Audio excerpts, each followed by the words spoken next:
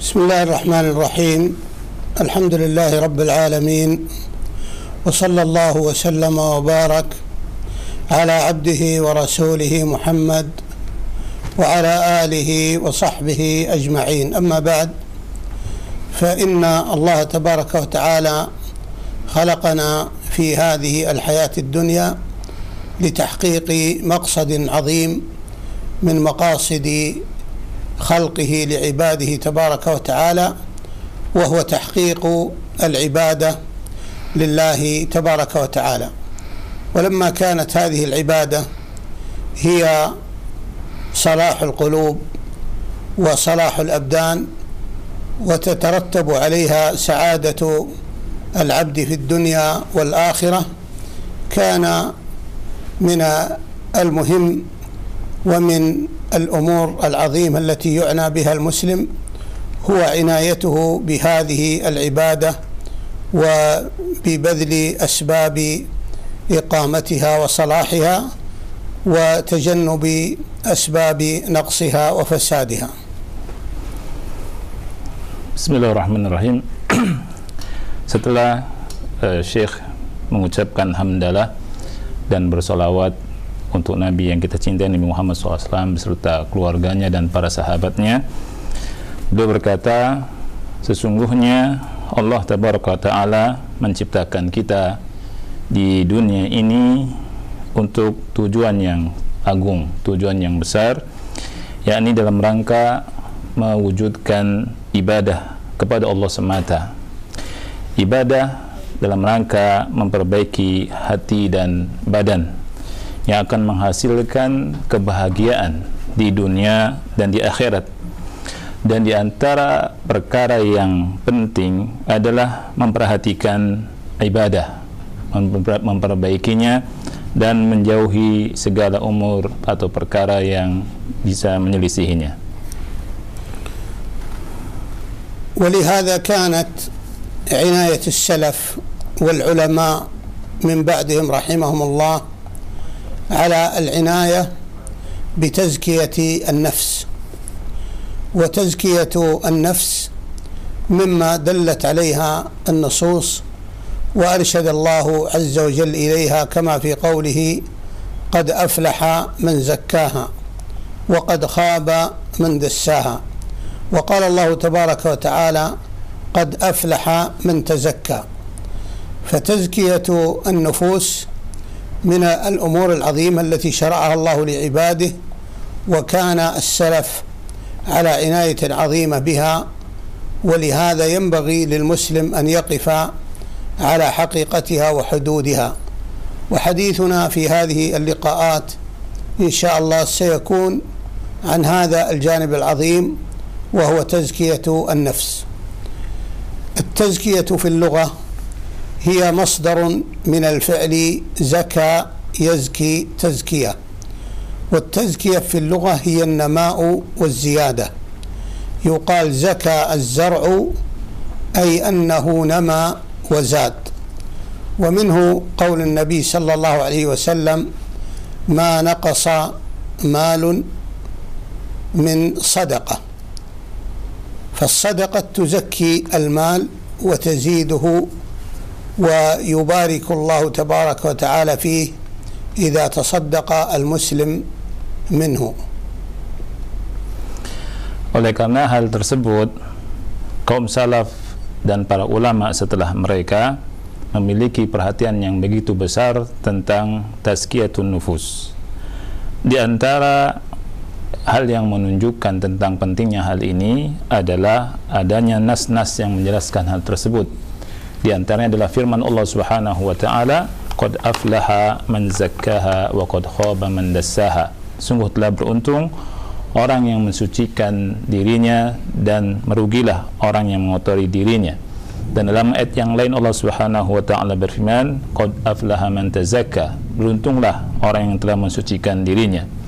Di antara perkara yang disyariatkan oleh Allah Subhanahu wa taala kepada hamba-hambanya adalah mensucikan dirinya. Oleh karena itu kaum salaf memiliki perhatian yang sangat besar tentang hal ini. Dan pembahasan kita dalam kesempatan ini adalah membahas masalah ini. Oleh karena itu seorang muslim harus mengetahui tentang definisinya, hakikatnya dan batasan dari tazkiyatun nufus. Tazkiyatun nufus atau tazkiyah diambil dari masdar zakka yuzakki tazkiyah. Tazkiyah menurut bahasa artinya an-nama wa ziyadah, artinya tumbuh dan berkembang. Seperti orang Arab mengatakan zakka zar'u aynama. Jadi tumbuhan itu tumbuh, ya. Kemudian harta itu tumbuh. Dan menurut syariat, ya, dikatakan zakat sebagai zakat karena ia bisa memberikan keberkahan pada harta. Oleh karena itu Nabi Muhammad SAW pernah bersabda, "Ma naqasa malu 'abdin min shadaqah." Artinya harta seorang hamba tidak kurang karena sedekah, dan sedekah bisa memberikan atau mensucikan harta dan bisa menambah harta tersebut dan tidak menguranginya. Wa tazkiyatu an-nafs fi asy-syar' huwa bi fi'li at-ta'at allati syara'aha Allah lil 'ibad wa biha salahuhum wa istiqamatuhum wa kadzalika tajannub al-ma'asi allati fiha halaku al-'abd wa fasadi amrihi fi dunya wal akhirah. Dan tazkiyatun nufus menurut syariat adalah dengan cara melakukan ketaatan-ketaatan kepada Allah Subhanahu wa taala serta meninggalkan perbuatan-perbuatan maksiat yang maksiat tersebut merupakan kehancuran dan kebinasaan dari seorang hamba. والتزكية في الشرع إذا أطلقت تطلق على معنيين. المعنى الأول معنى مذموم وهو محرم، وهذا المعنى هو المذكور في قول الله عز وجل فلا تزكوا أنفسكم هو أعلم بمن اتقى. وهذه التزكية المحرمة هي الثناء على النفس كما قال ابن كثير رحمه الله في تفسير هذه الآية، أي تمدحوها وتشكروها وتمنوا بأعمالكم.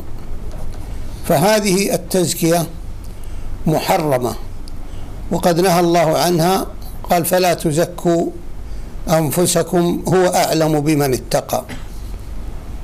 Nah, tazkiyah dalam atau menurut syariat memiliki dua makna atau ada dua jenis.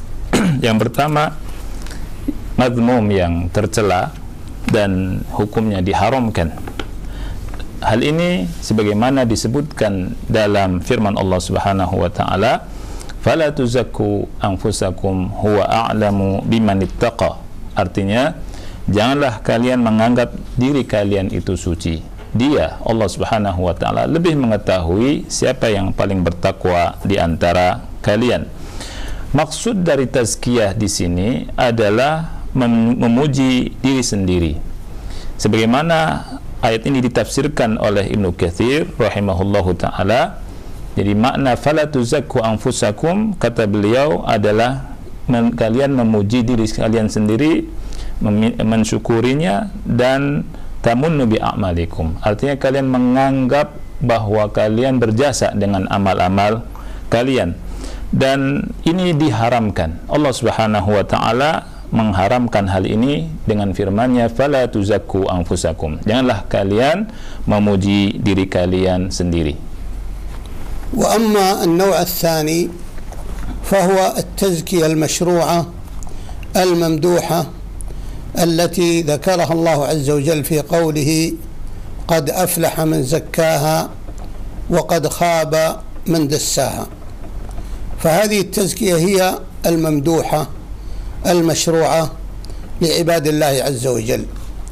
وقد اختلف المفسرون في معنى قوله تبارك وتعالى قد أفلح من زكاها، فمن هو المزكي للنفس؟ هل هو الله بتوفيقه لها؟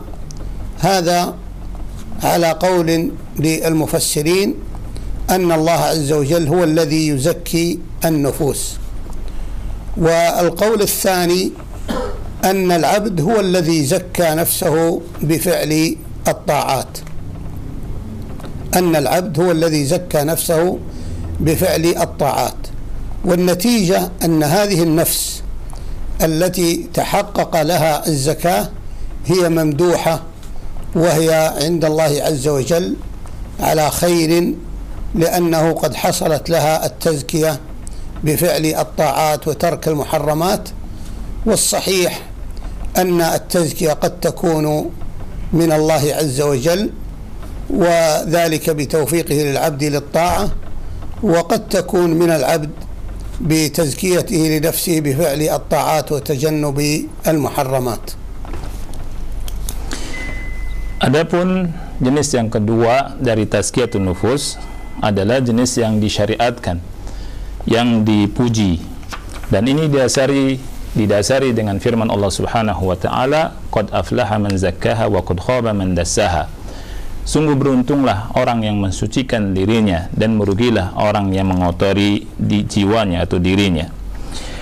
Tazkiyah nafas di sini, mensucikan jiwa di sini disyariatkan. Para ulama telah berbeda pendapat, ahli tafsir, mufassirun telah berbeda pendapat tentang makna dari firman Allah Subhanahu wa taala, qad aflaha man zakkaha. Sungguh beruntunglah orang yang mensucikan dirinya. Faman huwal muzaki, siapa yang mensucikan dirinya?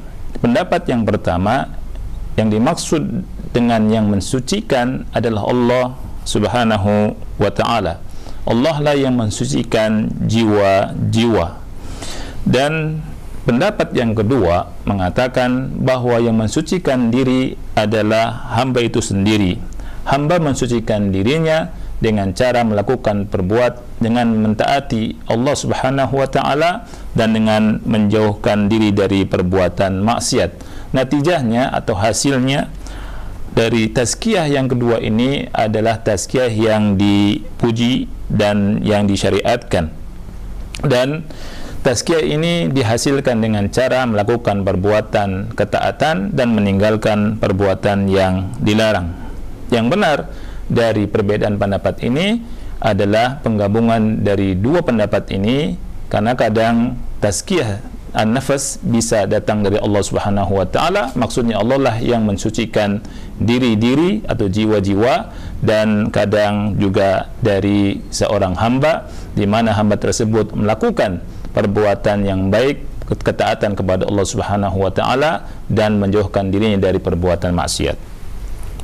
Wa tazkiyatul 'abd li nafsihi huwa bimtithalihi لما شرع الله عز وجل له بفعل المشروع وترك المحظور.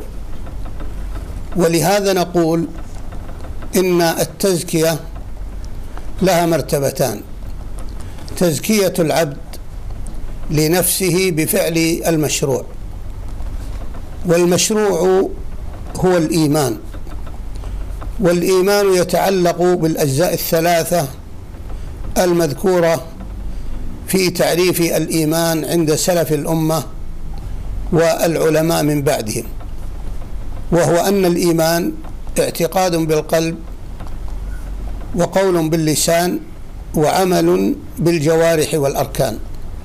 فالإيمان يقوم على هذه الأجزاء الثلاثة. وتزكية العبد لنفسه منقسم بحسب هذه الأقسام الثلاثة. القسم الأول تزكية العبد لنفسه بتحقيق الأعمال القلبية من المحبة والخوف والرجاء والتوكل والإخلاص لله في العمل، ويكون بتعظيم الله تبارك وتعالى في القلب. وهذا كله يرجع إلى تزكية العبد لنفسه، التزكية الباطنة التي تقوم بالقلب. وهذه التزكية هي أعظم مراتب التزكية، ولذا جاء في الحديث الصحيح عن النبي صلى الله عليه وسلم من حديث النعمان بن بشير وهو في الصحيحين، قال عليه الصلاة والسلام: ألا إن في الجسد مضغة إذا صلحت صلح الجسد كله وإذا فسدت فسد الجسد كله ألا وهي القلب. فهذا دليل على أثر استقامة القلب على طاعة الله وأثره في تزكية النفوس. وبضد تزكية القلوب يكون الهلاك، ولهذا إذا زاغت القلوب زاغت الجوارح، كما قال الله عز وجل: فلما زاغوا أزاغ الله قلوبهم. فإذا حديث النعمان بن بشير دليل على أثر استقامة القلب على استقامة الجوارح، وقول الله عز وجل: فلما زاغوا أزاغ الله قلوبهم دليل على أن انحراف القلب وفساد القلب مؤثر على الجوارح. نعم. Kemudian beliau berkata bahwa pensucian diri seorang hamba adalah dengan cara melakukan apa yang Allah Subhanahu wa Ta'ala perintahkan sesuai dengan syariatnya, dengan cara melakukan hal-hal yang disyariatkan dan meninggalkan hal-hal yang dilarang oleh Allah Subhanahu wa Ta'ala. Dan tazkiyatun nufus memiliki dua martabat. Yang pertama adalah dengan cara melakukan perbuatan yang disyariatkan, melaksanakan perbuatan yang disyariatkan. Dan ini kembali kepada jenis keimanan yang tiga, yakni keimanan yang definisinya telah disebutkan oleh para ulama tentang keimanan. Keimanan adalah keyakinan dengan hati, kemudian perkataan dengan lisan, dan dibuktikan dengan perbuatan dari anggota badan. Oleh karena itu, tazkiyatun nufus, pensucian jiwa ini terbagi menjadi tiga sesuai dengan pembagian jenis iman tersebut. Yang pertama, dan ini merupakan jenis tazkiyatun nufus yang terbesar, adalah mensucikan diri dari sisi hati dengan amal-amal hati, adanya al-a'mal al-qalbiyah, dengan kecintaan kepada Allah, dengan rasa takut, dengan pengharapan, tawakal, dan ikhlas, dan dengan cara mengagungkan Allah Subhanahu wa Ta'ala di dalam hati. Mensucikan diri dengan hal tersebut adalah mensucikan dari sisi batin, yang di dalam hati, dan sebagaimana tadi disebut, ini merupakan derajat pensucian jiwa yang terbesar.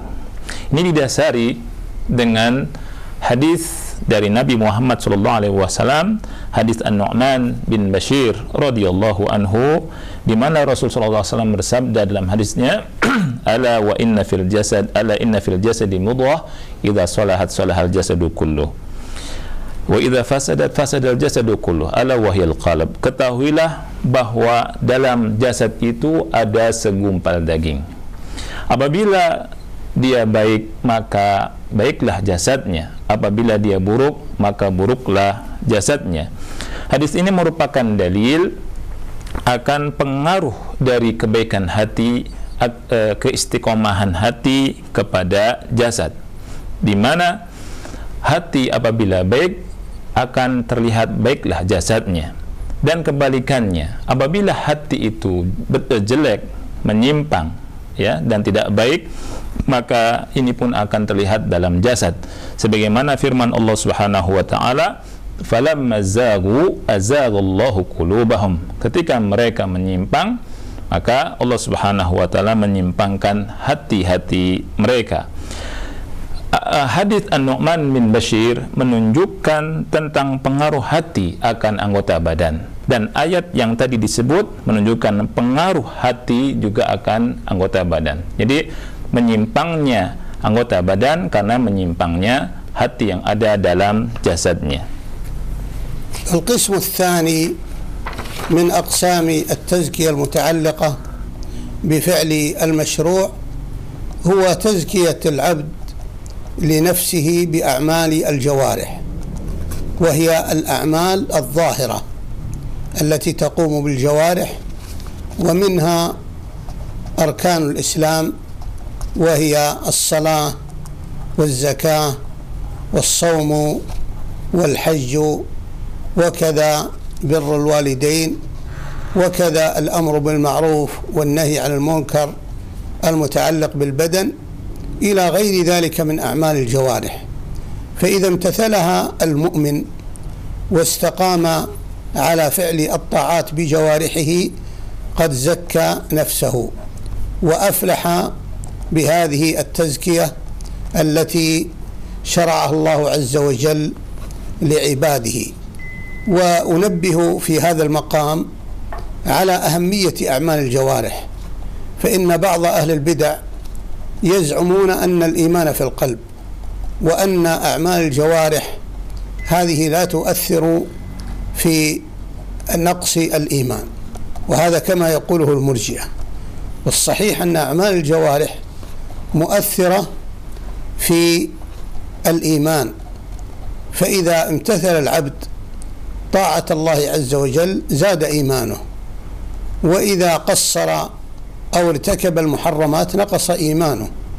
ولذا قال النبي صلى الله عليه وسلم: لا يزني الزاني حين يزني وهو مؤمن، ولا يشرب الخمر حين يشربها وهو مؤمن، ولا ينتهب النهبة حين ينتهبها وهو مؤمن.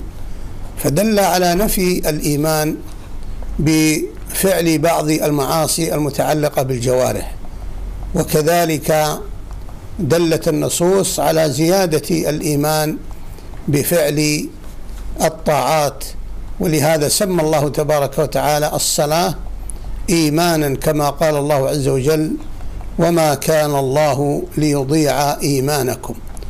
والمفسرون يقولون أن الإيمان المذكور هنا هي الصلاة، كما دل على ذلك سبب نزول هذه الآية، وأن الصحابة لما نسخت القبلة قالوا: كيف بإخواننا الذين ماتوا وهم يستقبلون القبلة الأولى وهي بيت المقدس؟ فأنزل الله هذه الآية: وما كان الله ليضيع إيمانكم.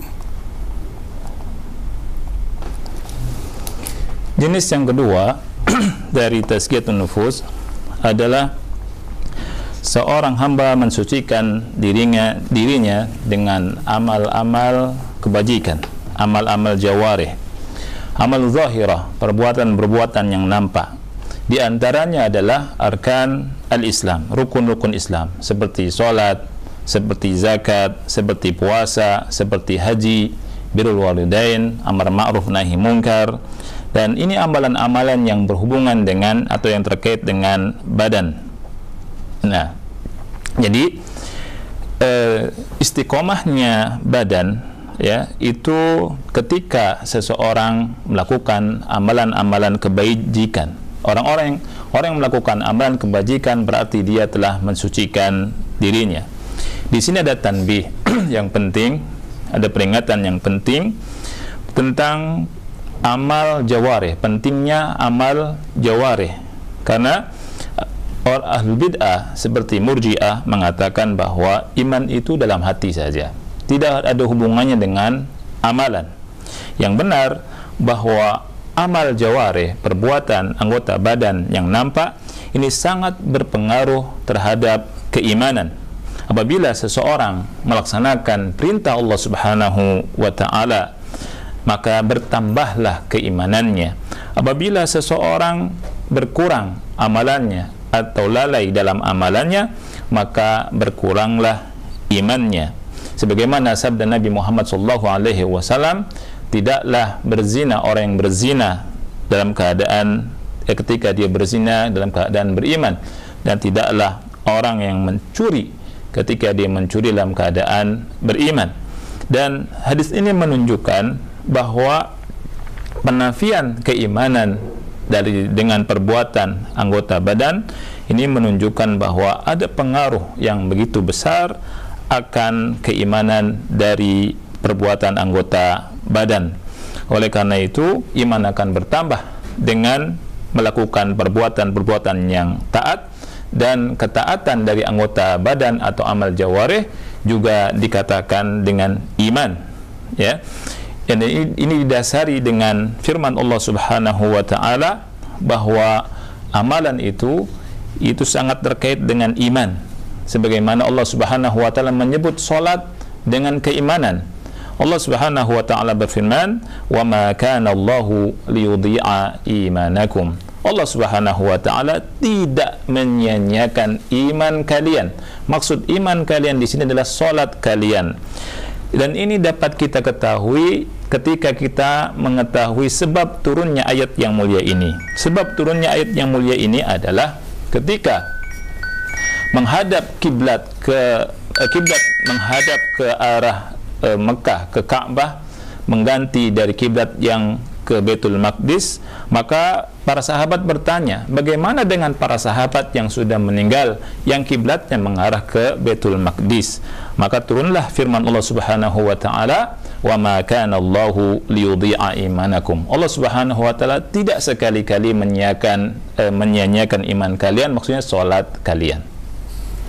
القسم الثالث من أقسام التزكية المتعلقة بفعل المشروع تزكية العبد لنفسه بعمل اللسان، والمقصود بذلك هو امتثال الأعمال الصالحة التي شرعها الله عز وجل وهي متعلقة باللسان، وأعظمها لا إله إلا الله، فإنها بها يدخل الرجل في الإسلام، يدخل بالشهادتين: أشهد أن لا إله إلا الله وأن محمدا رسول الله عليه الصلاة والسلام.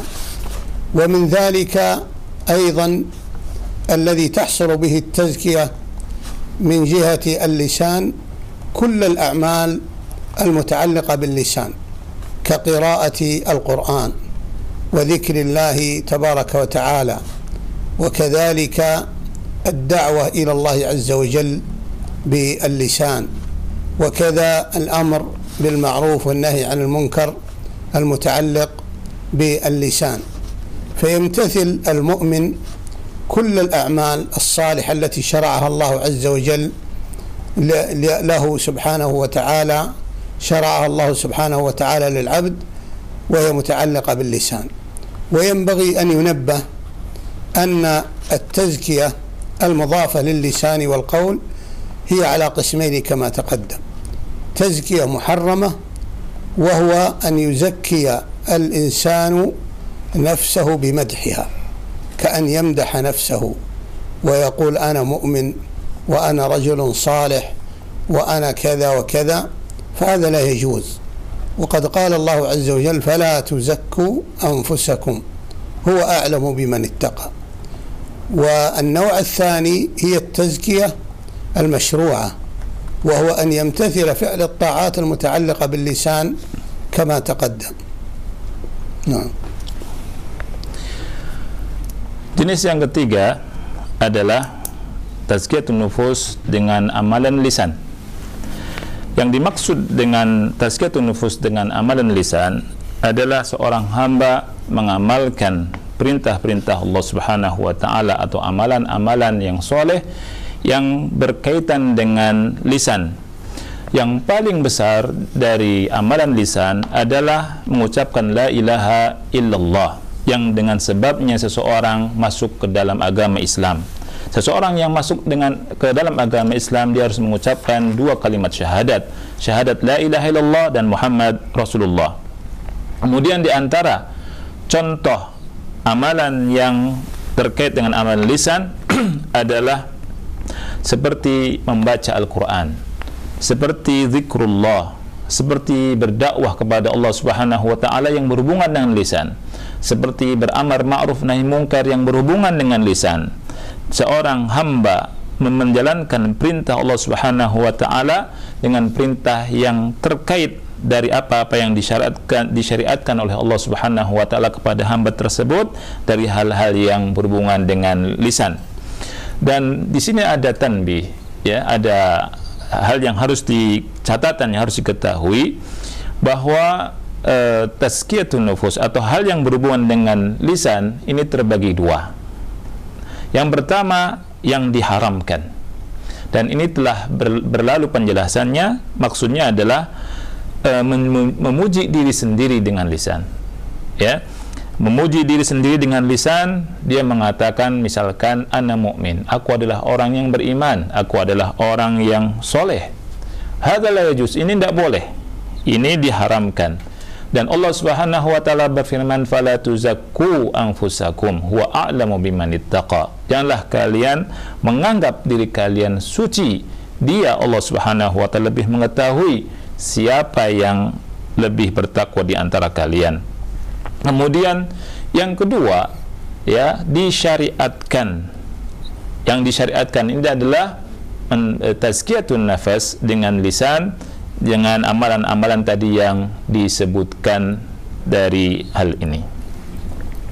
فهذه أقسام تزكية النفس بفعل المشروع، وهي تزكية النفس بأعمال القلوب، وتزكية النفس بأعمال الجوارح، وتزكية النفس بأعمال اللسان. ثم إن هذه التزكية المتعلقة بفعل المشروع منقسمة بحسب درجة المشروعية إلى قسمين: تزكية واجبة وهي فعل الواجبات، وتزكية مستحبة وهي فعل المستحبات. والتزكية الواجبة هذه متحتمة على العبد، لا بد أن يمتثلها، ومتى ما قصر فيها فهو متعرض لعقوبة الله. وأما تزكية النفس بفعل المستحبات فهذه درجة مستحبة ودرجة عالية في الإيمان، إذا امتثلها العبد نال ثوابها، وإذا قصر فيها فإنه ليس عليه شيء، كما قال العلماء في تعريف المستحب: ما يثاب على فعله ولا يعاقب على تركه. نعم.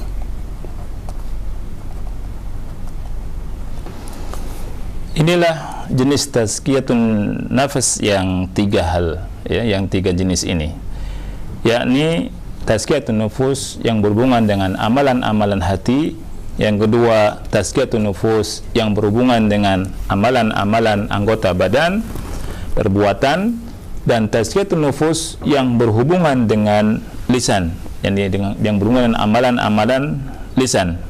Dan perlu diketahui bahwa dari jenis tiga jenis ini, bahwa tazkiyatun nufus dari sisi disyariatkannya dengan melakukan perbuatan yang disyariatkan ada dua jenis. Jenis yang pertama adalah yang wajib. Jenis yang kedua itu sunnah. Yang wajib yang bagaimana? Yang wajib adalah dengan cara melakukan hal-hal yang diwajibkan oleh Allah Subhanahu wa taala. Dan yang sunnah adalah dengan cara melakukan hal-hal yang disunnahkan oleh Allah Subhanahu wa taala.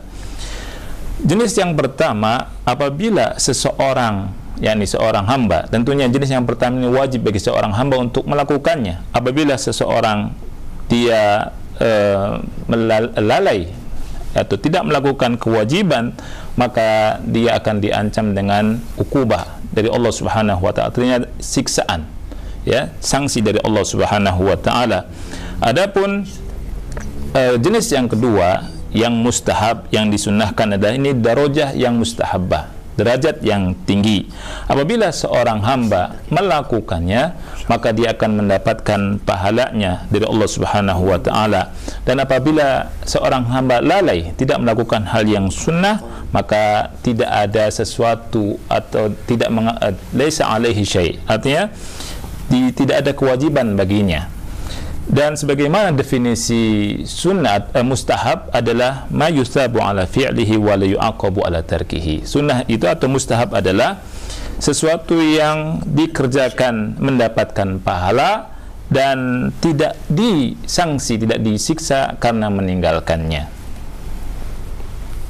النوع الثاني من أنواع التزكية هي تزكية العبد لنفسه بترك المحظور. وترك المحظور هو ترك ما حرم الله عز وجل من المعاصي والذنوب، وهذه التزكية هي مقابل تزكية العبد لنفسه بفعل المشروع، فلا تتحقق التزكية للعبد بفعله للواجبات، وإنما لا بد من تجنب المحرمات. وهذه التزكية بفعل المشروع تسمى عند العلماء بالتحلية، والتزكية بترك المحظور تسمى عند العلماء بالتخلية. ولهذا يقول العلماء المهتمون بالتزكية لا بد للإنسان من التحلية والتخلية، فالتحلية هي فعل الطاعات، والتخلية تجنب المحرمات.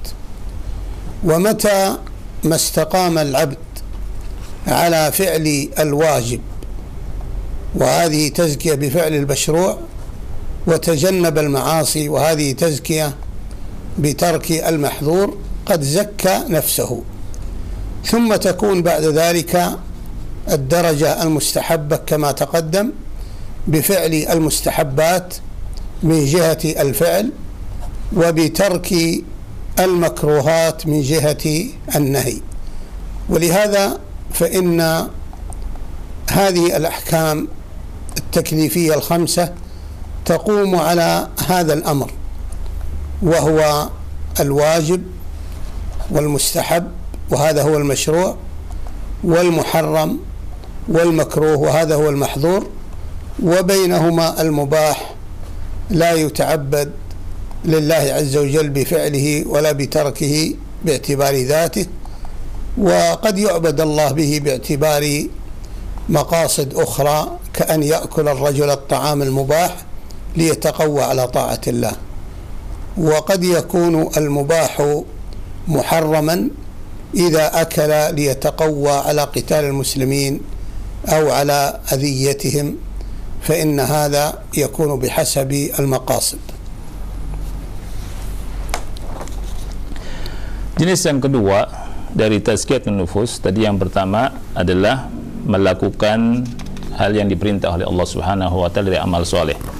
Jenis yang kedua adalah tazkiyatun nufus dengan cara meninggalkan al-mahdzur. Maksudnya meninggalkan perbuatan maksiat dan dosa. Tazkiyatun nufus seorang hamba tidak mungkin terwujudkan atau terrealisasikan melainkan dengan dua hal ini: melaksanakan perintah Allah Subhanahu wa taala dan meninggalkan larangan-larangan Allah Subhanahu wa taala. Jadi bukan hanya melakukan perbuatan yang wajib saja, tetapi seorang hamba juga dituntut untuk meninggalkan perbuatan yang haram.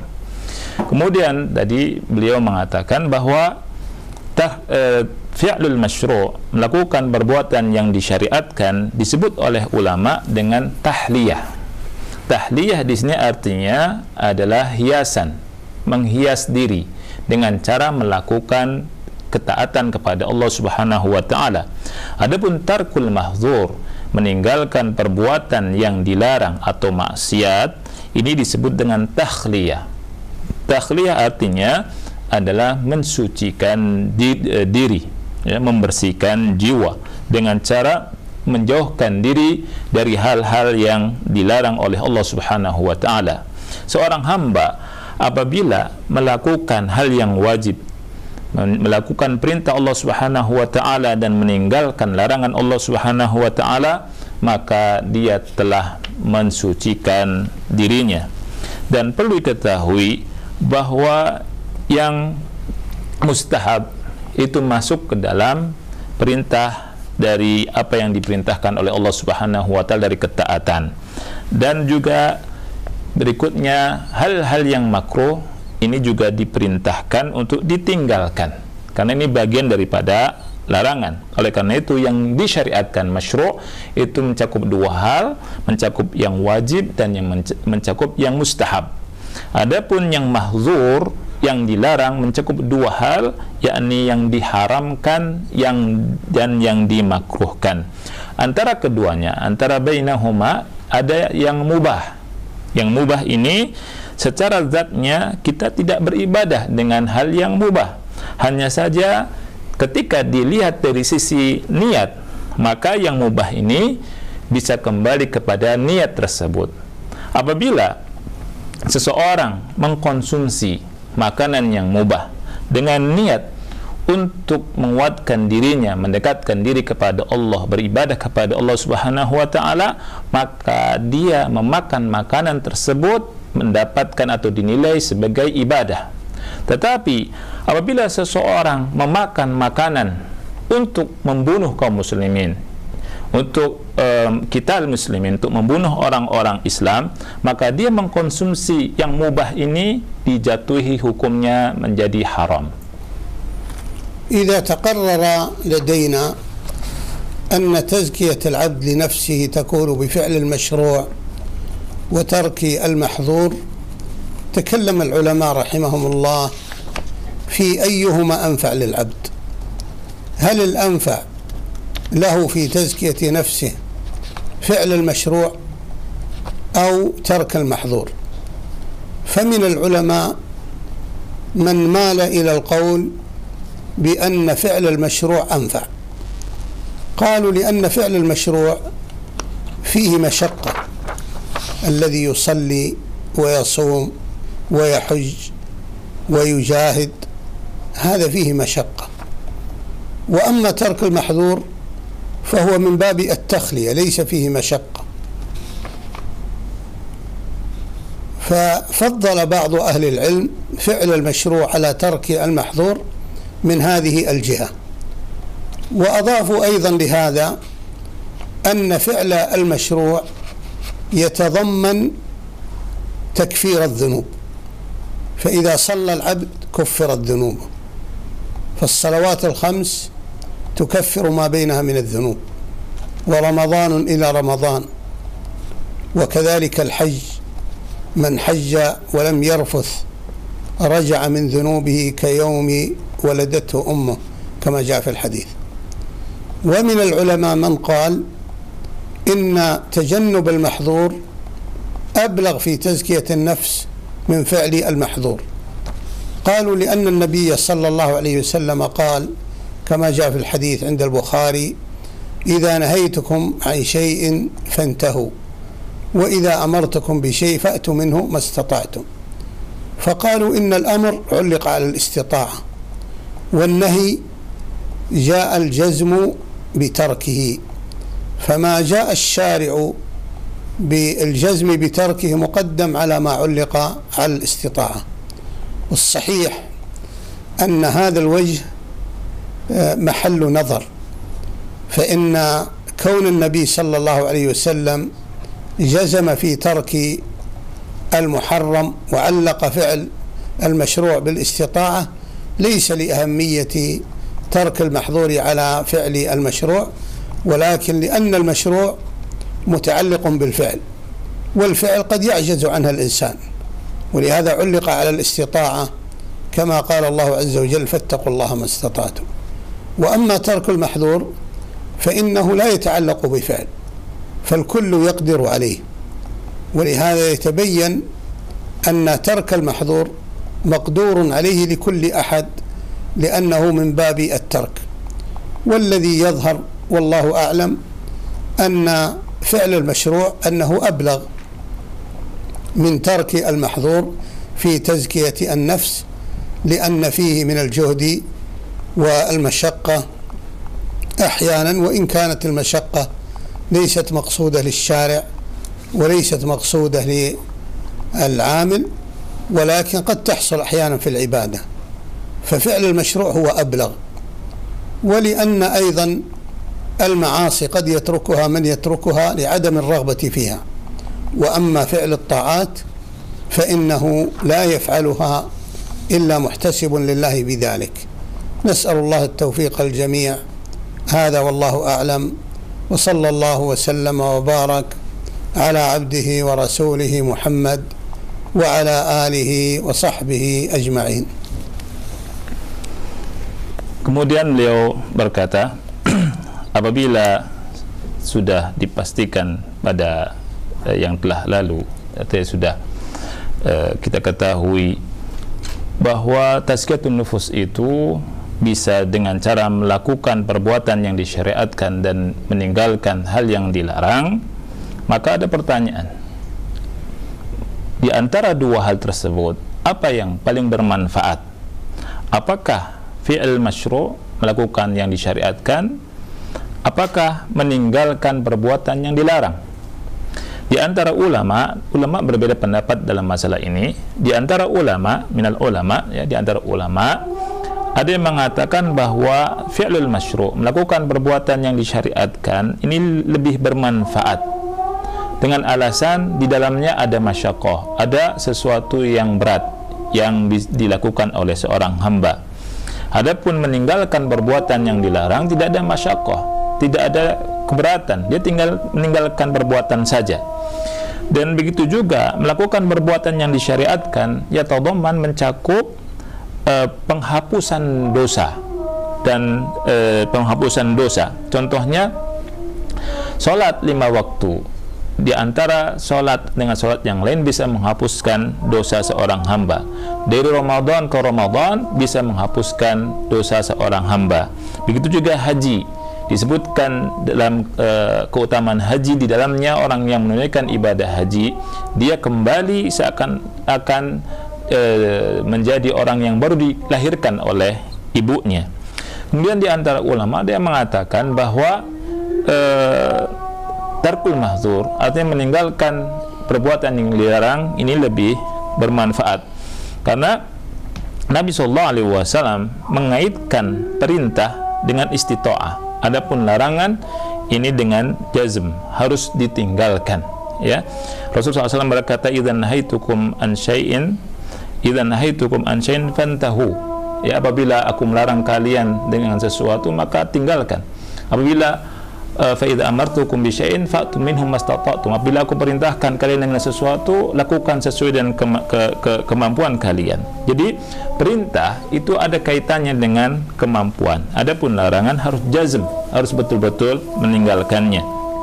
Nah, dan di sini, ya, orang yang meninggalkan larangan, ya, setiap orang sebenarnya bisa mampu meninggalkannya kalau dia mau, ya. Dan dari sini Syekh berkata bahwa yang nampak, ya, dari dua hal ini adalah fi'lu al-masyru', melakukan perbuatan yang disyariatkan ini ablag, ya, artinya lebih bisa atau lebih bermanfaat untuk mensucikan diri seseorang, karena di dalamnya ada masyaqqah, ada kesulitan yang harus dilalui oleh seorang hamba. Walaupun dalam syariat kesusahan atau kesulitan itu bukan sesuatu yang dituju, ya, tetapi terkadang dalam ibadah ada kesusahan, ada kesulitan dalam melakukan perbuatan ketaatan kepada Allah Subhanahu wa Ta'ala. Ini saja barangkali yang bisa disampaikan, dan beliau menutup dengan bersalawat kepada Nabi Muhammad sallallahu alaihi wasallam. Jazakumullah khairan, kami sampaikan kepada Fadilatul Syekh Ibrahim Ibn Amr Ar-Ruhaili hafizahullah taala, dan Al-Ustaz Abu Ya'la Qurnaidi hafizahullah taala, yang telah menerjemahkan dari penjelasan dan apa yang disampaikan oleh Fadilatul Syekh di kesempatan malam hari ini dalam kajian atau pembahasan Tazkiyatun Nufus. Dan demikian, semoga bermanfaat dan semoga Allah memberikan taufik kepada kita untuk memahami dan mengamalkan apa yang telah kita pelajari. Barakallahu fikum. Kami akhiri dengan kafaratul majlis. Subhanakallahumma wa bihamdik, asyhadu an la ilaha illa anta, astaghfiruka wa atubu ilaik. Wa jazakumullahu khairan. Assalamualaikum warahmatullahi wabarakatuh. Waalaikumsalam.